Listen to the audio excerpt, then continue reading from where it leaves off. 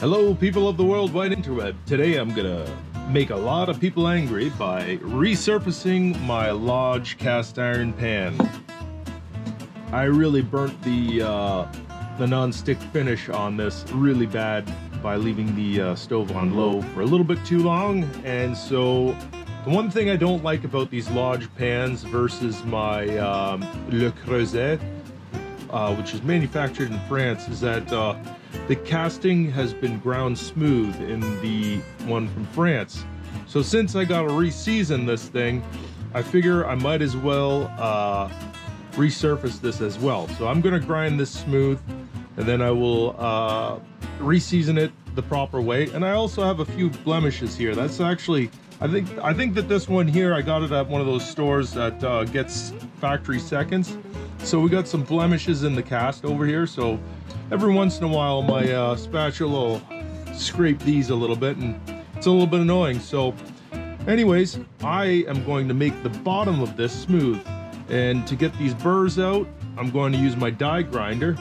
And then I'm going to use my sander to get into the bottom of the pan here. Guess I'll have to take this handle off. That should work. And yeah, it's just going to be a quick project here and see how it goes.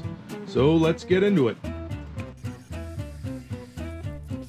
So this ended up being way more work than I originally anticipated. Well, word to the wise, buy yourself some really good aggressive sandpaper. The stuff that I use is great for woodworking, but as you can see here, wasn't doing much to the pan.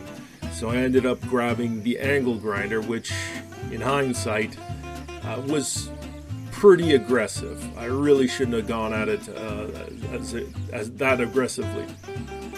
And if you are going to reach for the angle grinder to do something like this, I suggest scaling it back to definitely above 100 in terms of grit. Definitely, I think that what I used was like an 80 grit in the pan there.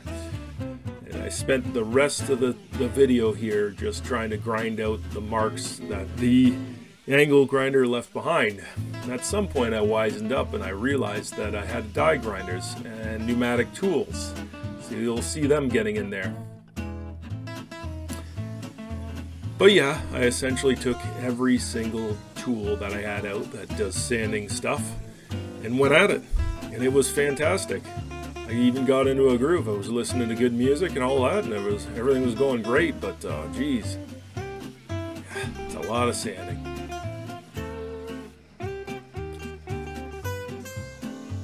Now, I don't think I took video of it, but at some point I did take the pan and put it in the vise with soft jaws, of course, and I ground the edges a little bit smoother as well.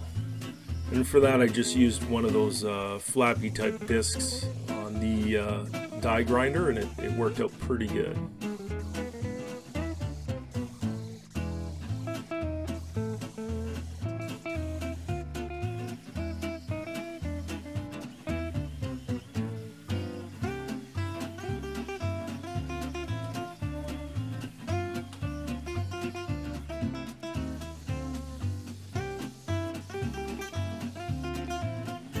Since I did all this work and it baked on the finish, I have been using the pan for a couple of weeks now, and yeah, for me, I like it a lot better smooth. I think it makes it a lot easier to clean up, and it's a lot easier on your utensils as well. And so I'm pretty happy with it, even though it did take quite a bit of elbow grease, and it was pretty nasty. Pretty nasty air in that shop. Good thing I got an air scrubber.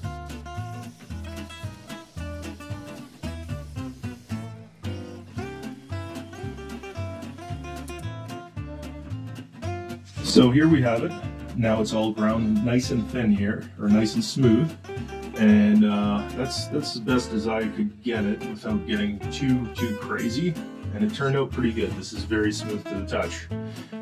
Now I have the oven preheating at 400 degrees, and I will put this pan in there for about an hour. And while I'm at it, I'm just going to touch up the seasoning on these pans as well. So I'm going to go ahead and just put put some sunflower oil all over every surface. They say not to use too much. I mean, there's literally 1,000 different types of oil that you could use for this. Sunflower oil is just the one that I have. That would work all right. And the idea is to polymerize it, so bringing it up to temperature, that way it solidifies. And yeah, do the underside as well. Apparently it doesn't take too much. Look at that, all oxidized thing. As I was washing it, rust was already starting to flow.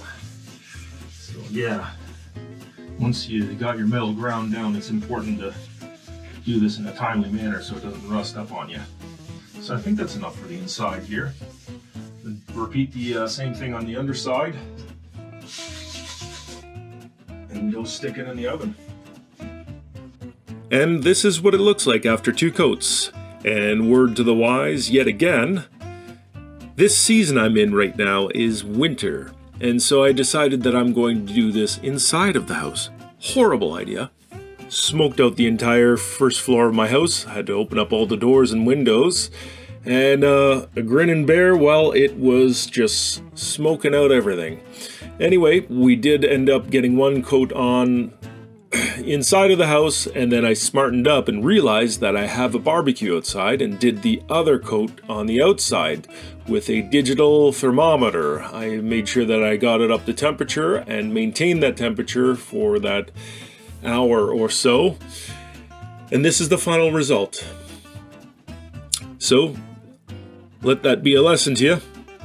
And once again, if you do like this type of content, subscribe please, and I will catch you on the next one. Thank you for watching.